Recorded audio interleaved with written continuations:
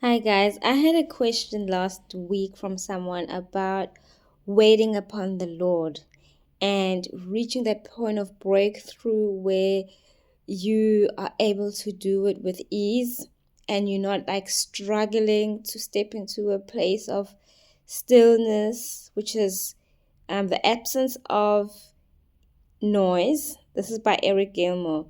Quiet is the absence of external noise, and stillness is the absence of internal noise. And it does take practice. That's why there's a book called Practicing the Presence of God. So when I started to do this type of prayer, which is called, internal prayer, waiting upon the Lord, stillness, I remember I was working, I was studying, I was being a mom, and I'd put Elia to bed. My son's name's Elia. And I would do 3 hour stints because that's what I was taught at the time was to do 3 hours. So I do 9 to midnight. And the first few times, I don't know if few is a good word. It was several times. The first times that I did it, which could have been weeks, I didn't get into the breakthrough. I didn't get into the breakthrough where I was able to be in the spirit and be in the spirit for extended amounts of time because I was not used to it. So there was so much going on in my mind with all the responsibilities I had, and it was not easy for me at the beginning to finally get to a place of stillness. And because I had like 3 hours, so I would, for example, I spent some time just worshiping, worship music, and then I would spend time praying in tongues. And yeah, and then finally I'll give time to be still, but my mind was still, as soon as you still, then you think about the things you have to do, you think about the things you need to get done the next day or that day if you do this in the mornings. And it takes practice. It takes practice. One thing you can do, that one of my mentors taught me, was to not push those thoughts away, but rather to meet them and pray through them or put them at the feet of Jesus, so that he can take care of them.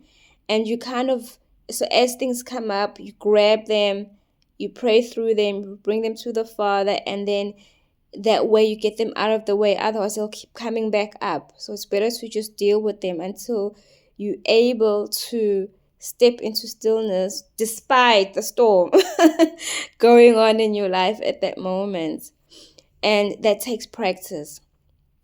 Um, you can also just take authority over those things and silence them and really let your spirit man come forward, because those things are usually flying around in your soul, right? In your mind, in your heart. So praying in tongues helps to really bring your spirit man forth, and that takes authority and really is able to keep those things, at bay until you can come back and deal with them in prayer, in verbal prayer. You can also practice adoration, which is just like fixing your mind on Jesus, telling him, Jesus, I love you. I worship you, Jesus. I adore you. This is something that Eric Gilmore teaches. That helps you to focus on Jesus. And so as your mouth, is adoring him, as your mind is thinking about him, as your heart is set on him, you will take your whole being into a state of adoration and a state of really meeting him face to face, encountering him. And then you will get into that place of stillness and your heart will open.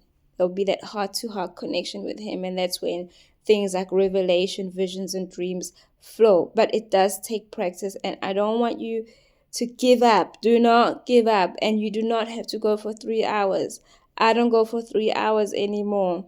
But for me, it doesn't take 3 hours to step in. It doesn't take an hour. It doesn't take a minute. It takes seconds, because I've learned to be able to be still internally, and then it's like I'm already there. I'm already in the realm of the spirit, and I'm able to engage and encounter and receive downloads, revelations, see, and I'm doing it from a place of rest. So you might have to strive a bit at the beginning to enter into that place of rest.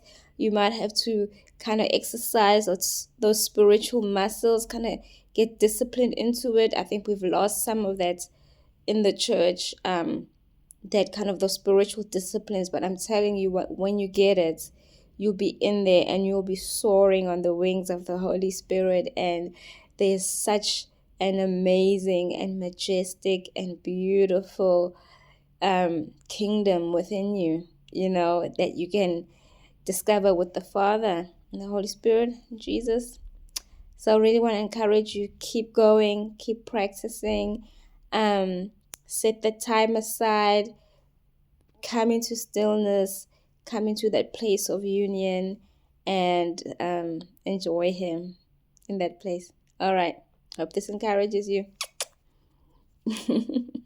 Oh, yes, I wanted to say we are going to be practicing this as well in a corporate Zoom call that I want to start this month in November, which is Beyond the Veil. I'll put the link below, where we can start to corporately engage the heavens, go beyond the veil, and encounter our bridegroom Jesus, and then share experiences with each other. It's time for the bride. So if you are interested in that kind of call meeting, let me know, or just click on the link and make sure you sign up for the list, and I'll send you an email once we're good to go. Bye.